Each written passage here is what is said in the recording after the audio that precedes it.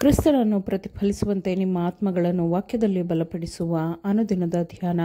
ಇಂದಿನ ಧ್ಯಾನದ ಶೀರ್ಷಿಕೆ ದೇವರ ಜ್ಞಾನವು ಅತಿ ಮುಖ್ಯವಾದದ್ದು. ಈ ದಿನದ ದೇವರ ವಾಕ್ಯ, ಯೆಹೋವನು ಹೀಗನ್ನುತ್ತಾನೆ, ಜ್ಞಾನಿಯು ತನ್ನ ಜ್ಞಾನಕ್ಕೆ, ಪರಾಕ್ರಮಿಯು ತನ್ನ ಪರಾಕ್ರಮಕ್ಕೆ, ಐಶ್ವರ್ಯವಂತನು ತನ್ನ ಐಶ್ವರ್ಯಕ್ಕೆ ಹೆಚ್ಚಳಪಡದಿರಲಿ. ಹೆಚ್ಚಳಪಡುವವನು ತಾನು ನನ್ನನ್ನು ತಿಳಿದು ನಾನು ಲೋಕದಲ್ಲಿ ಪ್ರೀತಿ ನೀತಿ ನ್ಯಾಯಗಳನ್ನು ತೋರ್ಪಡಿಸುವ ಯೆಹೋವನಾಗಿರುವೆನು ಎಂದು ಗ್ರಹಿಸಿಕೊಂಡಿದ್ದೇನೆ ಎಂಬುದಕ್ಕೆ ಹೆಚ್ಚಳಪಡಲಿ. ಪ್ರೀತಿ ನೀತಿ ನ್ಯಾಯಗಳೇ ನನಗೆ ಆನಂದವೆಂದು ಯೆಹೋವನು ಅನ್ನುತ್ತಾನೆ. ಯೆರೆಮೀಯ 9ನೇ ಅಧ್ಯಾಯ 23 ಮತ್ತು 24 ವಚನಗಳು.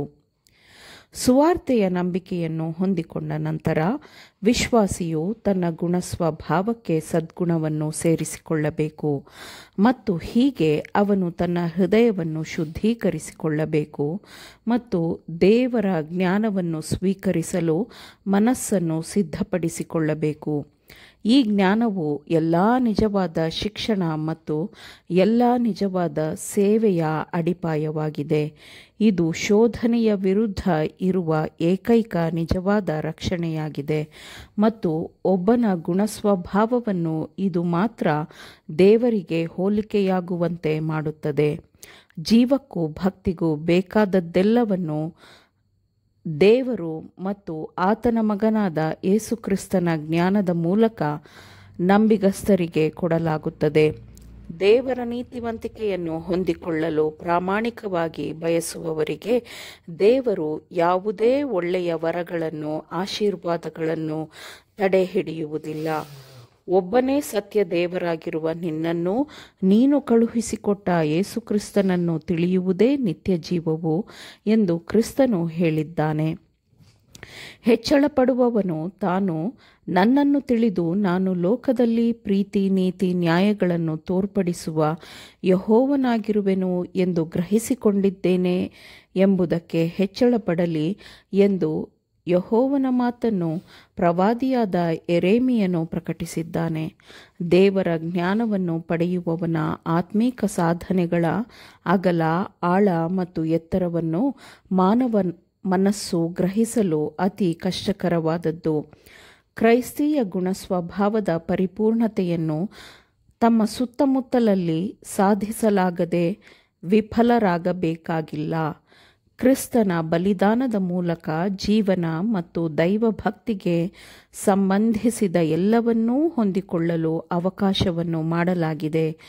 ನಾವು ಪರಿಪೂರ್ಣತೆಯ ಮಾನದಂಡವನ್ನು ತಲುಪಬೇಕೆಂದು ದೇವರು ನಮಗೆ ಕರೆ ಕೊಡುತ್ತಿದ್ದಾನೆ ಮತ್ತು ಕ್ರಿಸ್ತನ ಗುಣಸ್ವಭಾವದ ಮಾದರಿಯನ್ನು ನಮ್ಮ ಮುಂದೆ ಇರಿಸಿದ್ದಾನೆ.